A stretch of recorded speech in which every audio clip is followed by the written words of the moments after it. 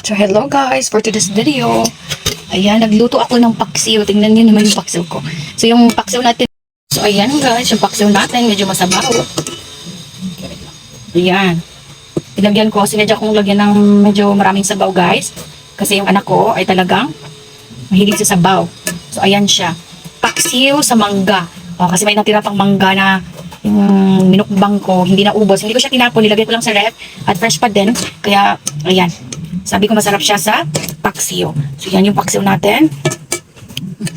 Sarap nito. Oo. Yan, nilagyan ko lang konting kamatis, okra. Masarap din to guys kung may talong. So ito lang ang avail na meron tayo. Yan. So syempre, ayan yung paksiw natin. Luto na yan. Tayo ay kakain na. Sarap guys, tignan natin. Sarap. Wow. O diba, yung asin natin. Galing sa mangga. So bye, kain tayo.